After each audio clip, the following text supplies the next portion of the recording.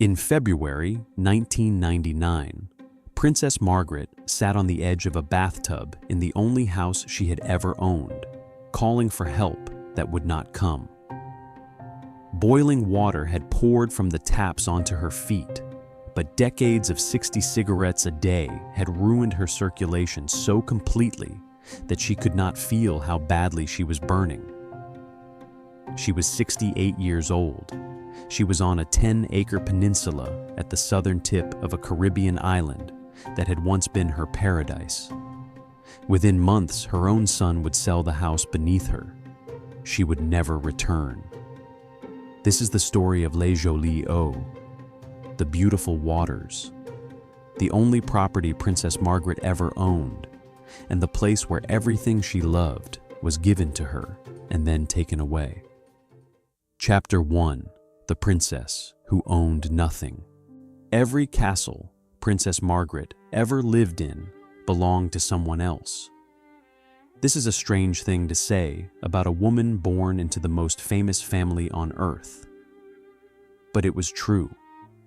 The palaces, the drawing rooms, the state apartments with their gilded ceilings and silk walls, every square foot of it belonged to the crown. Not to the people who wore the crown, to the institution itself.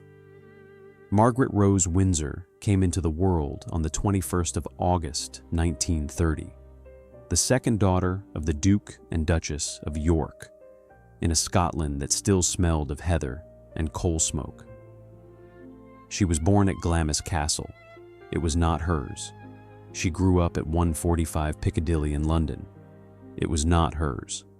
When her father became King George VI in 1936, the family moved to Buckingham Palace. That was not hers either. She was 4 years old when her uncle abdicated, and her life changed forever. One day she was a minor royal, destined for a quiet life of garden parties and charitable visits. The next day, her sister was heir to the throne, and Margaret was the spare. The word sounds harmless. It is not. To be the spare is to live permanently in the shadow of the thing you almost were. Elizabeth would be queen. Margaret would be whatever was left over. And yet she was, by every account, the more vivid of the two sisters. Where Elizabeth was dutiful and restrained, Margaret was sharp, funny, and dangerously charming. She could sing. She could play piano. She could hold a room's attention simply by walking into it. Winston Churchill once called her a vivid personality. Others were less kind. She was the beautiful troublemaker, the one who smoked too much, drank too much, and said exactly what she thought at dinner parties where silence was the expected currency. But the thing that defined Margaret's early life was not her personality. It was a man named Peter Townsend. Group Captain Peter Townsend was a Royal Air Force hero, 16 years her senior, and divorced. Margaret fell in love with him in her early 20s. It was the kind of love that makes people reckless. At her father's coronation in 1953, she was caught on camera picking a piece of lint from Townsend's lapel. The gesture was tiny. The world noticed. What followed was a slow, public humiliation. Under the Royal Marriages Act of 1772, Margaret needed the sovereign's permission to marry before the age of 25. Elizabeth, now queen, I could not grant it without the approval of the government. The government would not approve a divorced man. The Church of England would not bless it. The entire apparatus of the British state turned its machinery against one woman's desire to marry the man she loved. Margaret waited. She turned 25. She was told that if she married Townsend, she would lose her royal income, her place in the succession, and her civil list allowance. She would keep her title, but lose everything that sustained it. On the 31st of October, 1955, she released a statement. She would not marry Peter Townsend. Mindful of the Church's teaching that Christian marriage is indissoluble, she wrote, "I have decided to put these considerations before any others."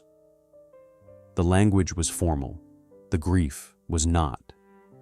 5 years later, she married Anthony Armstrong Jones, a photographer from a bohemian world that fascinated and unsettled the palace in equal measure.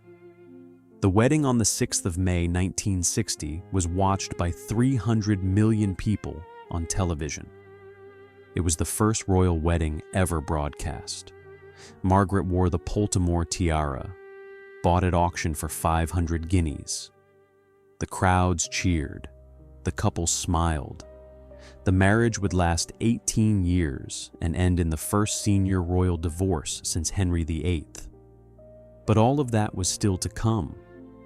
In 1960, Margaret was a newlywed.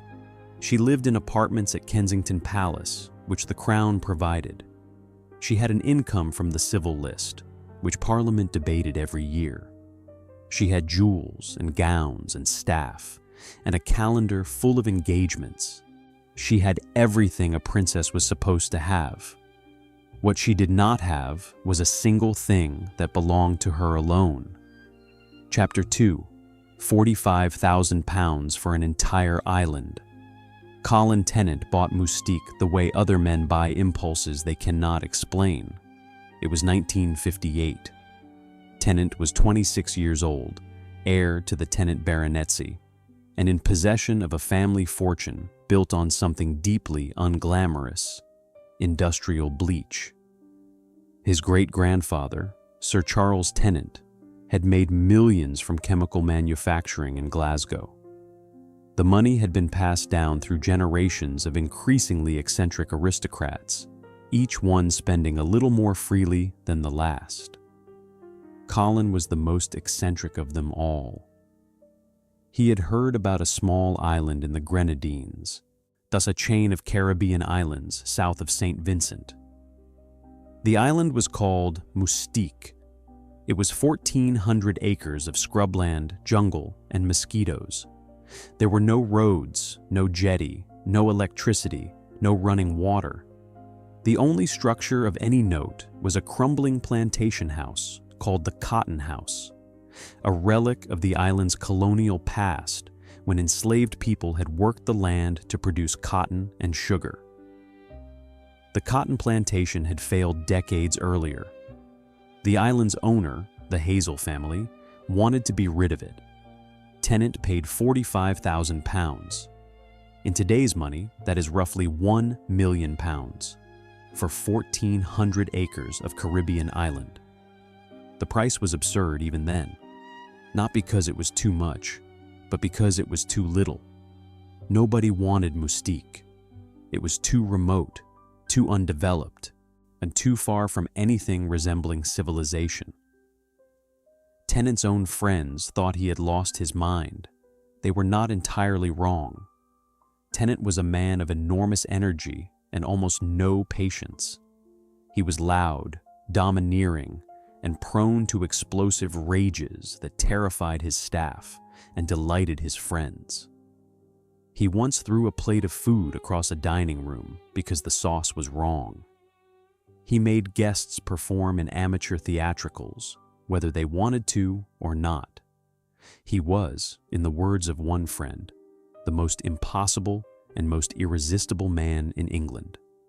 His first plan for Mustique was practical: a cotton plantation, revived and modernized. It failed. The soil was wrong, the climate was wrong, everything was wrong. He lost money. Then he had a different idea: not agriculture, not industry, something more aligned with his own deepest instinct, which was the instinct to create a world and populate it with people who amused him.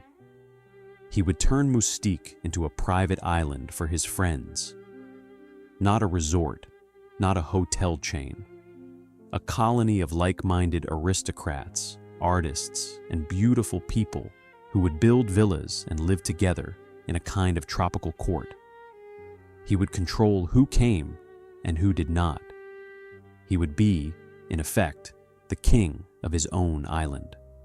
But first, he needed a draw, a name so famous that others would follow. And in 1960, he found one. Margaret and Tenic moved in the same social circles. He was flamboyant, she was restless, and they shared a taste for parties that lasted until dawn.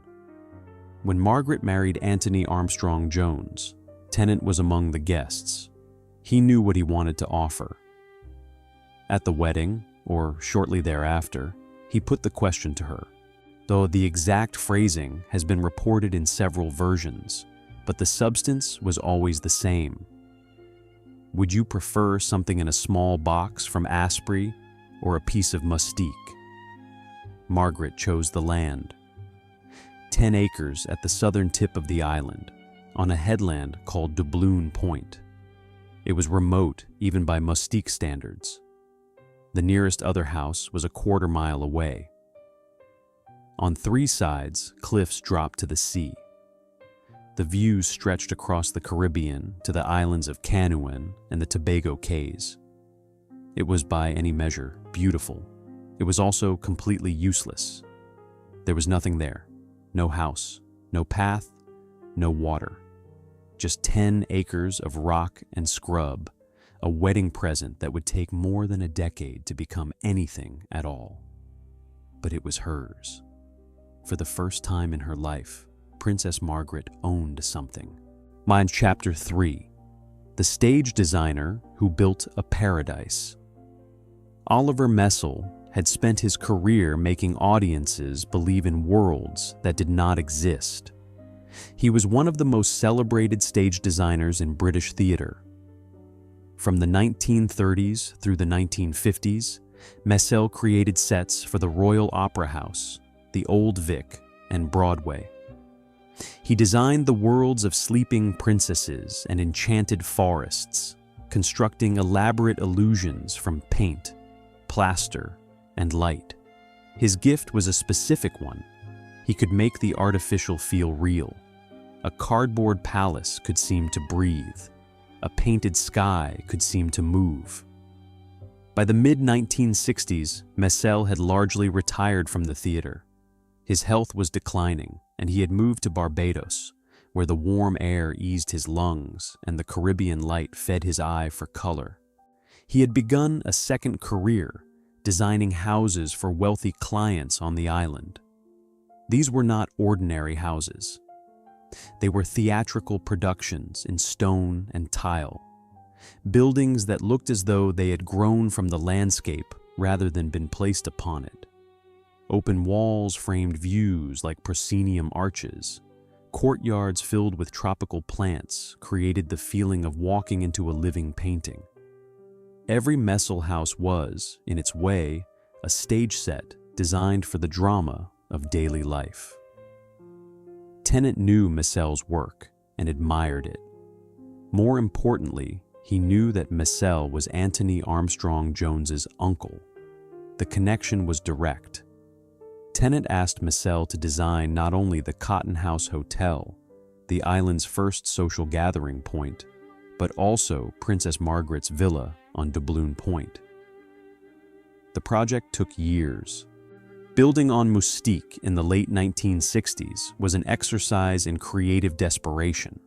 There was still no proper dock.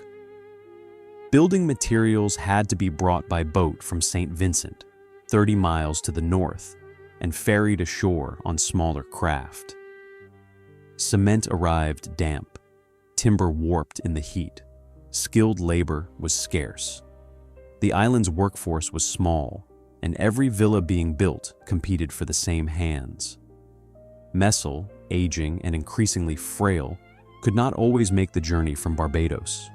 He sent drawings, he sent letters, he sent furious telegrams when things went wrong. What emerged was a single-story villa of local stone with a wide veranda overlooking the sea. It was not grand. It was not meant to be. Messel designed it to disappear into its setting. The roofline sat low against the headland. The walls were painted white to reflect the sun. The rooms opened directly onto covered outdoor spaces, so that the boundary between inside and outside dissolved. The name came naturally. Les Jolies Eaux, the beautiful waters. Margaret threw herself into the interior. The main bedroom was painted vivid orange, a color that shocked visitors, but which she insisted was perfect against the Caribbean light. Shell-filled lamps sat on bedside tables. Bookshelves held paperback novels alongside biographies of her ancestors. In the center of the main living room hung a portrait by Pietro Annigoni, not of Margaret herself, but of her sister the Queen. It was a curious choice, a painting of the sovereign, watching over the one room in the world where Margaret did not have to be second. The villa was completed and ready for its first full season in February 1972. Margaret was 41 years old. She had waited 12 years since receiving the land. She had navigated the collapse of her marriage to Snowden, the whispers of the press, the quiet suffocation of palace life. And now she stood on her own veranda, looking out at her own view, on her own land. "This is the only square inch in the world I own," she told a friend. It was everything she had wanted, and it would become the place where everything she had would be stripped away. Chapter 4. A Court Without a Crown. On Mustique, Princess Margaret did not play at being free. She rehearsed a life she was never allowed to live. The transformation began the moment she stepped off the small propeller plane at Mustique's grass airstrip. In London, she was Her Royal Highness, bound by protocol and schedule, expected at engagements she had not chosen, surrounded by protection officers and ladies in waiting. On Mustique, she was simply Margaret, or, as her friends called her, Ma'am Darling. The routine was fixed but unhurried. Mornings on the veranda with tea, toast, and the crossword. She was ferocious about crosswords. She did them in ink.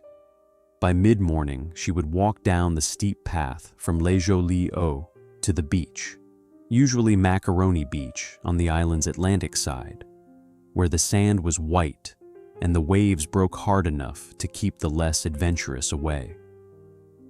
She wore caftans over her swimsuit, heavy costume jewelry even in the surf, and a look of absolute authority that no quantity of rum punch could soften.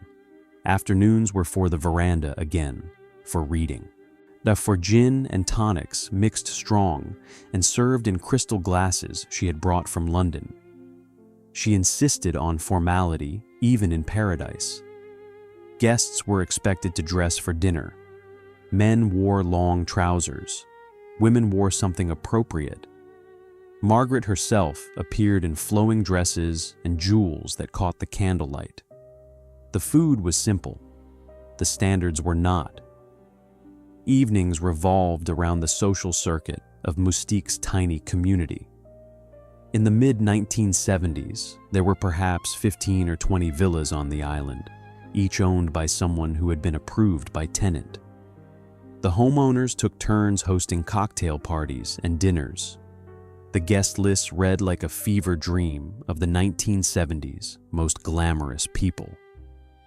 Elizabeth Taylor stayed on the island. Mick Jagger built a house there, a Japanese-inspired structure he called Star Groves. David Bowie visited.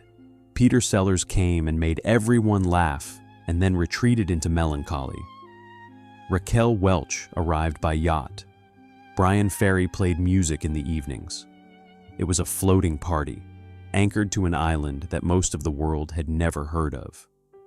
At the center of it all, always, was Basil's bar. Basil Charles was a Vincentian who had come to Mustique in the early days and built a beach bar out of bamboo and corrugated iron on Britannia Bay. It was ramshackle. The roof leaked, the floor was sand. The drinks were strong and the music was loud, and Princess Margaret loved it. She danced there, she sang there. She held court there in a way she never could at Kensington Palace, surrounded not by courtiers and protocol officers, but by musicians and artists and beautiful strangers who treated her as a friend rather than a title. The numbers of Mustique in those golden years told their own story. 1,400 acres of island, 500 permanent residents, mostly Vincentian, who worked the villas and the handful of businesses. Perhaps 120 homes built or planned. 3 times in 4 decades the Queen visited. 3 times. Her Majesty came, saw the tiny island, the casual dress, the reggae music drifting from Basil's bar, and returned to the structured world she preferred. Elizabeth's absences said as much as her presence. Mustique was not her kind of place. It was, in every way, Margaret's. Tenic presided over the island like a benevolent tyrant. He decided who could buy land. He approved architectural plans. He threw parties of staggering extravagance. For his 50th birthday in 1976, he organized a celebration that became legendary. He had trees spray-painted gold. The entire island was invited. Guests flew in from London and New York. The photographer, Robert Mapplethorpe, visiting the island, wrote home describing the scene in terms that mixed awe with disbelief. The party lasted 3 days. It cost a fortune that Tenic did not precisely have. But that was the point. On Mustique, excess was not a vice. It was the native language. For Margaret, those years between 1972 and 1976 were the closest she came to happiness. She was free of Snowdon, though the divorce was not yet final. She was surrounded by people who adored her. She had her own house, her own schedule, her own life. She could swim, she could sing, she could drink too much and stay up too late and not appear in the court circular the following morning.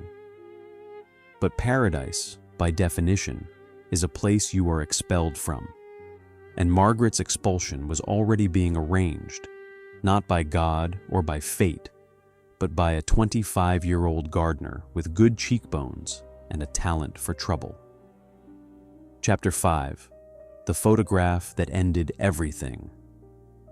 It took one photograph, published on a Sunday morning in February 1976, to turn a paradise into a prison. His name was Roddy Llewellyn. He was 25 years old, the younger son of a Welsh baronet, handsome in a floppy-haired, slightly vacant way that suggested a man who had never been required to do anything particularly demanding.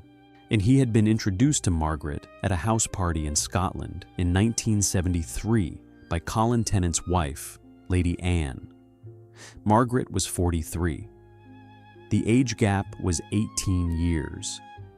The attraction was immediate, and by the standards of the royal family, catastrophic.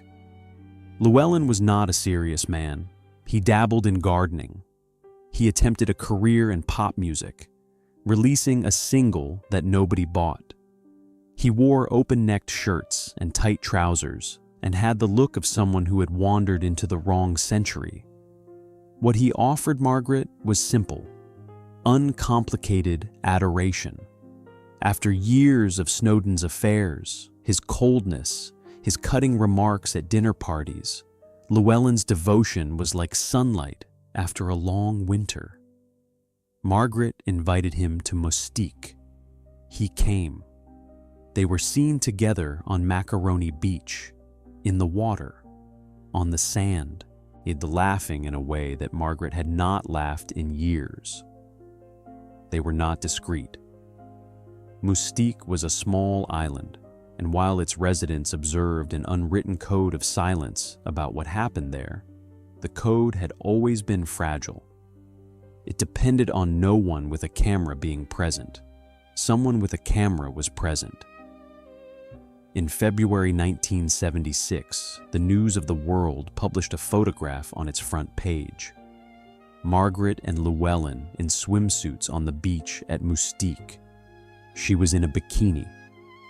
He was beside her, shirtless, looking young and tanned and entirely out of place next to a woman who was, technically, fourth in line to the throne. The headline was devastating. The implication was clear.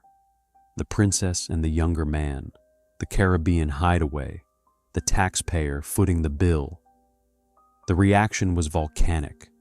The British press, which had spent 20 years slowly abandoning the deference it had shown the royal family in the 1950s, saw blood. "Royal parasite," one columnist wrote. The phrase "toy boy" entered the language. Questions were asked in Parliament about Margaret's civil list allowance. If the princess could afford Caribbean holidays with young men, why was the taxpayer funding her lifestyle? The logic was cruel, but effective. Margaret's private life became public property overnight. The separation from Snowdon followed in March 1976. The divorce was finalized in 1978. It was the first divorce of a senior member of the royal family since Henry VIII had disposed of Anne of Cleves in 1540. The parallels were not lost on the tabloids. Margaret had become, in the eyes of a significant portion of the British public, a scandalous woman. The dutiful renunciation of Peter Townsend, that sacrifice made 20 years earlier for the sake of the crown and the church, was forgotten. What remained was the photograph. Margaret in a bikini, Llewellyn beside her. The Caribbean sun making everything look worse than it was. Or perhaps exactly as bad. The damage to Margaret was not only reputational, it was psychological. In the months following the photograph's publication, she suffered what friends described as a nervous breakdown. There were reports of an overdose of sleeping tablets, though the palace denied it. She spent time at the Priory Clinic, the London hospital known for treating the famous and the fragile. She lost weight. Then she looked hollowed out in a way that alarmed even those who had never much liked her. And the damage to Mustique was equally profound. The island's magic had depended on its invisibility. It was a place that existed outside the gaze of the world, where famous people could behave as though no one was watching, because in fact, no one was. The Llewellyn photograph shattered that illusion permanently. Journalists began arriving on Mustique. Photographers waited at the airstrip. The paparazzi rented boats and aimed telephoto lenses at private beaches. The sanctuary was breached. It had never truly been private, Margaret realized. It had simply been undiscovered. She did not stop going to Mustique. She went every winter, sometimes twice a year, for the rest of her able life. Llewellyn continued to visit, though the relationship eventually cooled. Other companions came and went. The villa remained her refuge, the one place she could close a door and call herself home. But something had changed. After 1976, Les Jolies Eaux was no longer an escape. It was the most famous address in the Caribbean. Every visit was noted. Every guest was photographed. Every drink was counted by someone writing a column about royal excess. The walls of paradise were made of glass, and Margaret spent the next 2 decades living inside them. Chapter 6. The numbers that closed the gate. Princess Margaret's annual allowance from Parliament would not have covered 3 weeks' rent at her own villa today. The financial architecture of the British royal family is designed to look generous from the outside and feel suffocating from within. The civil list, the annual grant from Parliament that funded the monarchy's official duties, was never a salary. It was an allowance. And like all allowances, it came with conditions, scrutiny, and the ever-present possibility of reduction. When Margaret first appeared on the civil list in 1952, her allowance was £6,000 a year. That was generous by the standards of post-war Britain. A schoolteacher earned perhaps £400 annually. A comfortable middle-class family might live on £800. £6,000 was wealth. But it was also fixed. It did not automatically rise with inflation. It did not account for the cost of maintaining appearances in a world that expected a princess to dress in couture, entertain foreign dignitaries, and employ a household staff. By 1971, the allowance had risen to £82,000.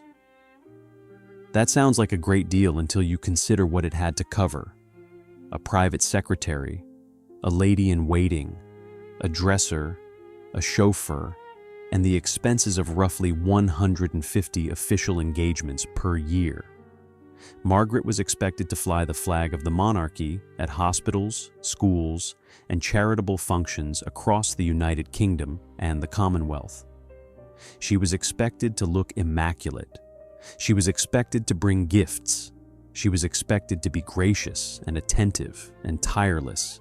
And she was expected to do all of this on a budget that left almost nothing for a personal life. By 1990, the allowance had reached £219,000. But by then, the political climate had changed. The tabloid campaign against royal spending was relentless.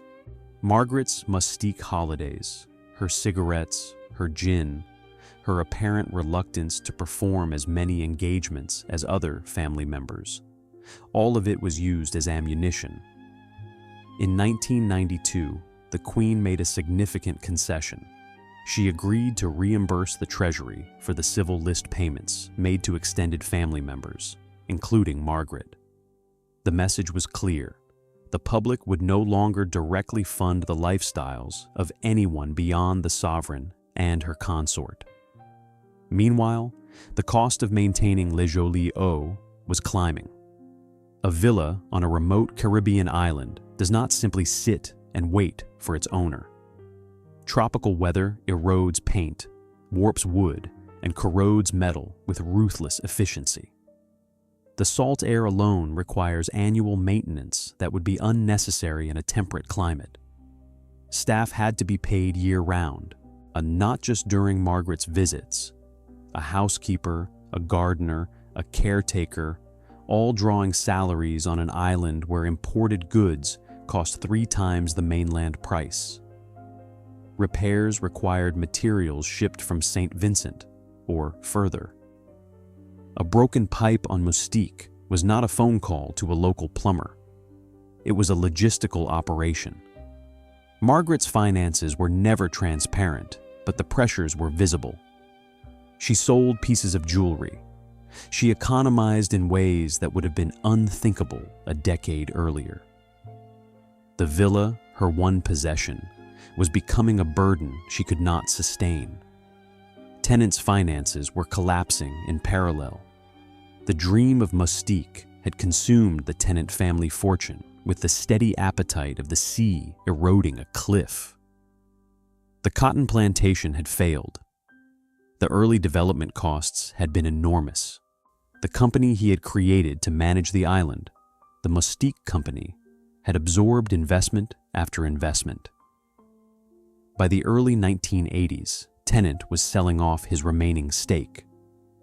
He had once owned the entire island. He sold 40%, then more, then eventually all of it. The man who had bought Mustique for £45,000 watched as others profited from what he had built. The numbers told a story of slow, inexorable loss. 1,400 acres purchased for £45,000 in 1958. Individual plots selling for millions by the 1990s. Over 120 private villas eventually built, each one generating fees and taxes that flowed to the Mustique Company, not to Tennant. A man who had imagined himself a king ended up a subject in his own kingdom, paying rent on the life he had created. For Margaret, the financial reckoning came in 1996. She was 66 years old. Her health was declining. She had suffered the effects of years of heavy smoking. Raynaud's disease had compromised the circulation in her extremities, and her lungs were weakened. The question of inheritance was no longer theoretical. If Margaret died while still owning Les Jolies Eaux, the villa would be subject to British inheritance tax at 40%. 40% of a Caribbean property worth several £1,000,000. The tax bill would be devastating to an estate that was, by royal standards, modest. There was a legal mechanism to avoid this. Under British law, if a person gives away an asset and survives for 7 years after the gift, the asset passes free of inheritance tax, the 7-year rule. It was a common tool of the wealthy, a way to transfer property across generations without the treasury taking its share. Margaret transferred Les Jolies Eaux to her son, David, Viscount Linley. The 7-year clock began ticking. Margaret believed she had secured her villa's future within the family. She believed David understood what the house meant. She was wrong about that. Chapter 7. The son who saw property, not memory. David Armstrong Jones received his mother's only possession and immediately put a price on it. This requires some context. David was not a cruel man. He was not, by most accounts, unfeeling. But he was a man shaped by a particular set of pressures that his mother may not have fully understood. Born in 1961, the son of a princess and a photographer, he grew up in the strange twilight between royalty and the real world. He attended Bedales, the progressive boarding school in Hampshire, rather than Eton or Harrow. He trained as a craftsman, studying furniture making under the supervision of John Makepeace. He built a business designing and selling high-end furniture under his own name. He was, in ways that his mother never managed to be, a working man. But he was also expensive. The Linley lifestyle required money. The furniture business was respected, but not hugely profitable. The social circle he moved in, the London world of aristocrats, gallery owners, and financiers, was one where appearances cost a great deal to maintain. David drove an Aston Martin. He frequented the right restaurants. He dressed well. He married Serena Stanhope, the daughter of Viscount Petersham, in a wedding that attracted the usual royal pageant. When Margaret transferred Les Jolies Eaux to David, she may have imagined him keeping it as she had, a family retreat, a place of continuity, a link to her happiest memories. What David saw was something different. He saw a property that cost a fortune to maintain, sat on an island he did not particularly wish to visit, and was worth a significant sum of money if sold. He put it on the market almost immediately. The reported sale price was $2.9 million. The buyer was an American venture capitalist whose name has been variously reported. The transaction was swift and businesslike. There was no public ceremony, no handover of keys, no moment of sentiment. Les Jolies Eaux passed from the royal family to a private buyer, and with it went the only piece of the earth that Princess Margaret had ever been able to call her own. Margaret was devastated. Friends described her reaction in terms that suggest something deeper than disappointment. It was grief. The villa was not merely a house to her. It was the physical proof that she existed as a person, not only as a title. It was the place where she had been Margaret, not Her Royal Highness.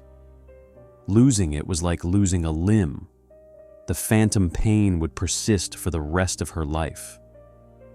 David used the proceeds to purchase a property in Provence, a French hunting lodge that he renovated and enjoyed. He did not, as far as anyone recorded, express regret. His position was pragmatic. The villa was expensive to keep. The money was needed. Sentiment could not pay maintenance bills. This pattern would come to define David's reputation in the years ahead. He was practical with possessions. He bought and sold properties. He acquired and disposed of assets with the briskness of a man who had learned early that beautiful objects were also financial instruments. When he later became chairman of Christie's, the auction house, the career choice seemed almost inevitable. David understood the value of things. Whether he understood their meaning was a separate question. Margaret never publicly criticized her son. The palace code of silence held, as it always did, over family disputes. But the loss of Les Jolies Eaux left a visible wound. She grew quieter in the years after the sale. She went to Mustique less often.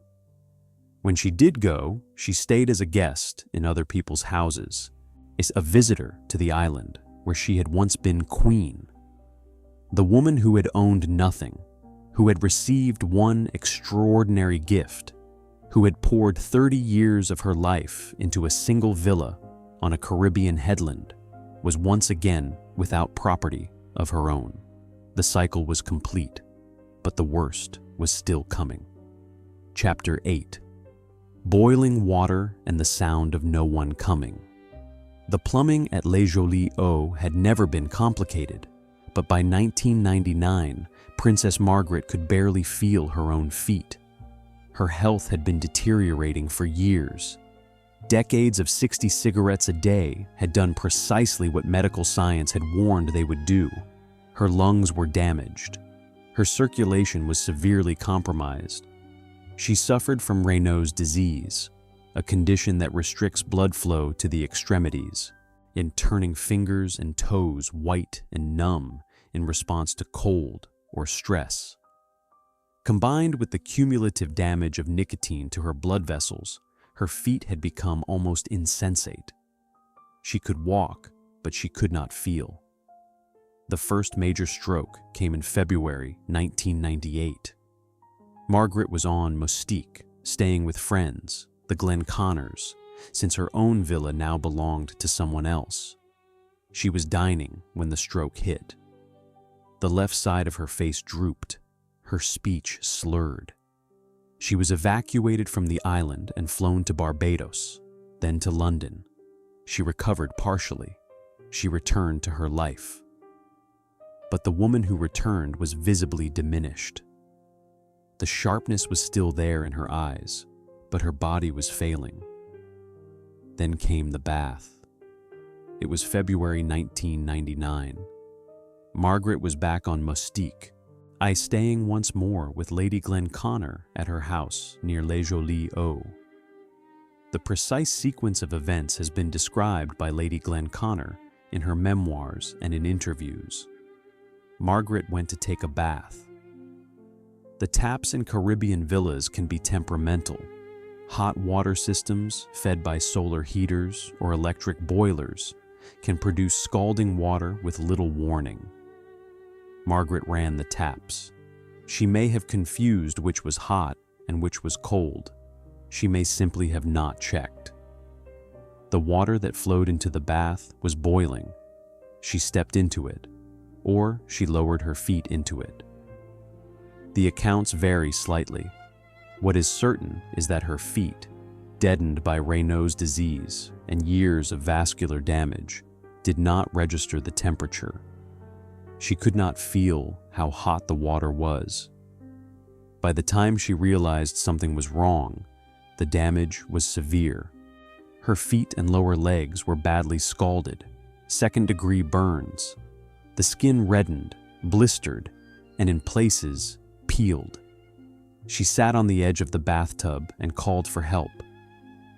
Picture this: a 68-year-old woman, a princess of the United Kingdom, sitting on the rim of a bath in a Caribbean villa, her feet destroyed, calling out in a house that was no longer hers on an island that had once been her paradise. The image is almost too precise as a metaphor. But it was not a metaphor. It was a Tuesday afternoon. Help came, eventually. Lady Glenconnor found her. Medical assistance was summoned. The burns were treated as best they could be on an island with limited medical facilities. Lady Glenconnor contacted the Queen. Arrangements were made. Margaret was flown to Barbados on a chartered plane. From Barbados, she was put on Concorde, the supersonic jet that could cross the Atlantic in 3.5 hours. It was one of the last flights of its kind. Concorde itself would be retired 4 years later. In London, Margaret was treated at the King Edward VII Hospital. The burns healed, slowly, but the damage to her mobility was permanent. She had not walked easily before the scalding. Now she could barely walk at all. A wheelchair became her constant companion. The woman who had danced barefoot on Macaroni Beach, who had waded into the Caribbean surf in caftan and jewels, who had walked the steep path from Les Jolies Eaux to the shore hundreds of times, could no longer stand unaided. The scalding did not kill Margaret, but it killed the last version of her that had still been recognizably herself. The sharp-tongued, glamorous, difficult, and magnificent woman was now a figure in a wheelchair, her feet bandaged, her face drawn with pain that the strongest medication could not fully suppress. She did not return to Mustique. She would never see Les Jolies Eaux again. She would never sit on her veranda, or swim in her pool, or walk down to the beach where everything had gone right before it all went wrong. The beautiful waters had seen the last of her. Chapter 9. The last time she saw the sea. No one recorded the final moment Princess Margaret looked out from Les Jolies Eaux toward the Caribbean, because no one knew it was the last. That is the nature of last times. They are almost never announced. They simply happen, and only afterward, when the door has closed permanently, do people think to wonder when exactly it was that the world changed. Margaret's final years were defined by loss, not the dramatic headline-grabbing losses of her earlier life, the renunciation of Townsend, the divorce from Snowden, the Llewellyn scandal, but the quieter, more relentless losses of a body in decline. After the scalding in 1999, the strokes continued. A second major stroke, then a third. Each one took something: partial paralysis on the left side, reduced vision, difficulty speaking. The woman who had been famous for her wit, who could silence a room with a single remark, found words harder to summon. She appeared in public less and less.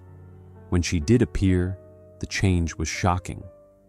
At the Chelsea Flower Show in 2001, she was in a wheelchair, wearing dark glasses that hid eyes damaged by the strokes. At Prince Philip's 80th birthday celebration that same year, she sat in her chair while the family gathered around her. Photographs from these events show a woman who looked 2 decades older than her 70 years. The Queen, her sister, was reportedly horrified by the photographs, not by their publication, by what they revealed. Margaret's world shrank to the rooms of Kensington Palace. The apartment she occupied, number 1A, was large by normal standards, but small by royal ones. 10 bedrooms, a drawing room, a garden. It was, like everything else Margaret had ever lived in, the property of the Crown. She occupied it by permission. She did not own it. She had never owned it.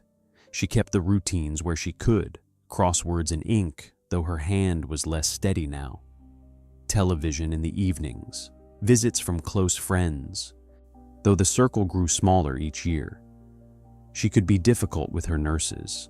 She could be imperious with her staff.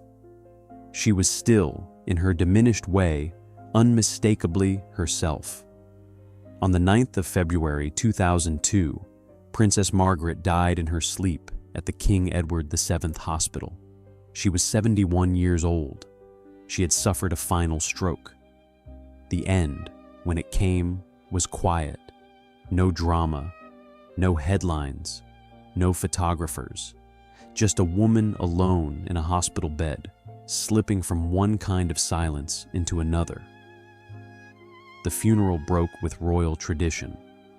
Margaret was cremated, the first senior royal to choose cremation in modern history. Her stated reason was practical and emotional. She wanted her ashes to fit in a small container that could be placed beside her father's remains in the royal vault at Windsor. King George VI had died on the 6th of February, 1952. Margaret's funeral was held on the 15th of February, 2002, 50 years after her father's, in the same chapel, St. George's, at Windsor. The coincidence was almost too neat to be accidental. The Queen attended. She was 75.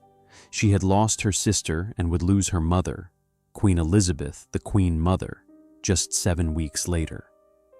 The winter of 2002 was the cruelest of Elizabeth's reign. 2 women she had loved for her entire life, gone within weeks of each other. Margaret's ashes were placed in the vault. She rested, at last, beside the father who had made her a princess, and in doing so, had made her life impossible. She owned nothing in death, as she had owned almost nothing in life. The palaces, the jewels, the gowns, like all of it belonged to the crown or to the estate. The one thing that had been truly hers, a white stone villa on a Caribbean headland, already belonged to a stranger. Chapter 10. $25 million for a dead woman's umbrellas. The auction catalog for Princess Margaret's possessions ran to hundreds of lots, and every single one of them sold. The sale took place at Christie's on the 13th and 14th of June 2006, 4 years after Margaret's death. It was organized by her son, David, now the 2nd Earl of Snowdon. The reason was straightforward: the inheritance tax bill. Margaret's estate, modest by royal standards but substantial by any other measure, owed approximately £3 million to the Treasury. The estate did not have £3 million in liquid assets. Something had to be sold. David's solution was comprehensive. He consigned over 800 lots to Christie's. The catalog was a museum of Margaret's life: jewelry, furniture, silver, Fabergé pieces, photographs, clothing, personal items of every conceivable kind. There were Cartier brooches and Dior gowns. There were first edition books and signed photographs. There were umbrellas. The total realized at auction was over £13 million, more than 4 times the original estimate. The star lot was the Poltimore tiara, the diamond and pearl piece that Margaret had worn at her wedding in 1960. It sold for £926,000 to a private bidder. The Annigoni portrait of the Queen, the same painting that had hung in the center of Les Jolies Eaux for decades, sold for $1.2 million. The public reaction was fierce. Critics called the sale a betrayal. Margaret's personal possessions, items of historical and emotional significance, scattered to the highest bidders. Lord Snowdon, Margaret's ex-husband, was reported to have written to his children, begging them to stop the sale. David's response was characteristically direct. When people die, taxes need to be paid. He was not wrong about the law, but law and feeling are different countries, and the border between them was the subject of bitter public debate. A detail emerged later that complicated the story further. David had secretly purchased the Annigoni portrait himself, bidding through an intermediary to ensure it remained in the family. The gesture was either sentimental or strategic, depending on who told the story. He had sold his mother's possessions to the world but he had saved the one painting that represented her most clearly. Or he had bought an appreciating asset at a good price. Both readings were plausible, neither was comfortable. The Christie's sale was the final dispersal of Margaret's physical life. The villa was gone, the jewels were gone, the tiaras, the furniture, the photographs, all of it distributed to collectors and institutions and private buyers who would display them in glass cases or lock them in vaults. The woman who had owned almost nothing now owned nothing at all. Even her ghost had been auctioned off. Chapter 11. The Man Who Lost His Own Kingdom.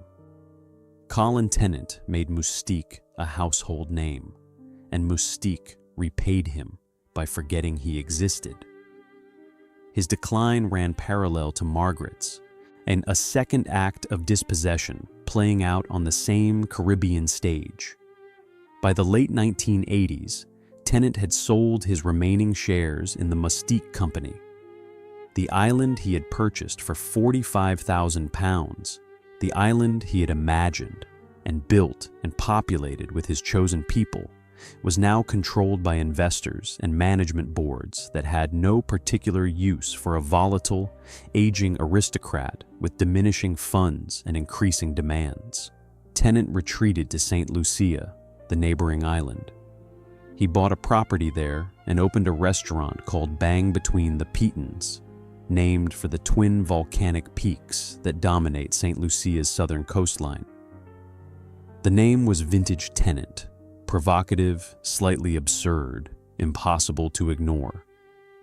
The restaurant was not a success. Nothing Tennant did after Mustique was a success. He had used up his great idea. His personal tragedies multiplied with a cruelty that seemed almost designed. His son Henry died of AIDS at 29. His son Charles died of hepatitis C at 39. His youngest son Christopher suffered severe brain damage in a motorcycle accident at 19 and required care for the rest of his life. 3 sons, 3 catastrophes. The family that had once embodied aristocratic glamour became a study in aristocratic suffering. Tennant himself grew stranger as he aged. He converted to Islam. He gave away much of what remained of his estate. On his deathbed in 2010, he changed his will, leaving the bulk of his possessions not to his surviving family, but to Kent Adonai, his elephant keeper from a brief, eccentric period when Tennant had kept elephants on Mustique. The will provoked a 7-year legal battle. The courts eventually settled the matter, but not before the Tennant family's private agonies had been made thoroughly public. Today, a small bronze statue of Tennant stands near Britannia Bay on Mustique, not far from Basil's Bar. It shows him seated, looking out at the island he created. It is the kind of memorial that says everything by being slightly too small. The man who dreamed a kingdom into existence is commemorated with a monument you could walk past without noticing. 2 creators of paradise. Margaret, who was given a plot of land and built her only home. Tennant, who bought an entire island and made it famous. Both were expelled from the worlds they had made. Both ended their lives diminished, dependent, and separated from the places that had defined them. The lesson, if there is one, is that building a paradise does not entitle you to live in it. The beautiful waters do not belong to anyone for long. Chapter 12. $33,000 a week to sleep in her bed. Les Jolies Eaux still stands on its 10-acre headland, and anyone with a credit card can rent the freedom Princess Margaret lost. The villa has been renovated since Margaret's time. The current owners, the descendants or successors of the American venture capitalist who bought it from David in the late 1990s, have updated the plumbing, refreshed the interiors, and added the kind of amenities that 21st century luxury travelers expect. A refurbished pool, modern bathrooms, and air conditioning alongside Messel's original design for cross-ventilation and shade. But it is still recognizably the house that Oliver Messel built and Margaret made her own. The low stone walls, the wide veranda opening to the sea, the views across the Caribbean to the Tobago Cays, the 10 acres of headland with their plunging cliffs and tropical gardens. The basic architecture of Escape is unchanged. It operates now as a luxury rental property. The rates fluctuate with the season, but the published prices in recent years have ranged from $33,000 per week in the low season to $48,500 per week at peak. A staff of 5 maintains the property and serves guests year-round. A housekeeper, a cook, a butler, a gardener, and a laundress. At those rates, the villa generates well over $1 million in annual revenue, a sum that would have staggered Margaret, who struggled to maintain the property on her civil list allowance. Guests sleep in her rooms, they swim in her pool, they stand on her veranda and look at her view. They do not, one imagines, think very much about the woman who stood there before them. They are on holiday. They are escaping their own lives, just as Margaret was escaping hers. The difference is that they will go home. Margaret had nowhere else to go. Mustique itself continues. It is more developed now than in Tennant's era. More than 120 private villas dot the island. The airstrip has been paved. There are proper roads, a small school, a medical clinic. Basil's bar has been rebuilt and expanded, though it retains its original spirit. Loud music, strong drinks, sand underfoot. Mick Jagger still owns his house there. The Duke and Duchess of Cambridge, now the Prince and Princess of Wales, vacation on the island regularly, occupying the same social space that Margaret carved out half a century ago. Basil Charles, the man who built the bar and watched the whole story unfold from behind his counter, offered his own summary of Margaret's time on the island. This was the place she found everything, he said. She was really happy here. He was right. She was happy there, happier than she was anywhere else. The tragedy is not that happiness ended. All happiness ends. The tragedy is the specific way it was taken from her, by a photograph, by a son's pragmatism, by a body that stopped feeling before it stopped working, and by the inexorable mathematics of taxation and inheritance that reduce a life to a ledger and a ledger to a sale. Les Jolies Eaux was a wedding gift. It was the only property Princess Margaret ever owned. It was the stage for her greatest joys, the swimming, the singing, the dancing barefoot under Caribbean stars. And it was the stage for her greatest losses, the public humiliation, the divorce, the scalding, the wheelchair, the sale. The house held everything. The house holds nothing now except the memory of a woman who is not there. The things we build as escapes from our constraints become the stages on which our deepest vulnerabilities are most fully exposed. Margaret wanted freedom. She got 10 acres on a headland. She built a villa and called it home. She decorated it with shells and portraits and the belief that this one place, this single square of earth, could belong to her alone. It could not. It never can. Freedom, real freedom, is not a property you can own. It is a condition you inhabit for a time, and then it is rented out to someone else at $33,000 a week. The beautiful waters remain. The princess is gone.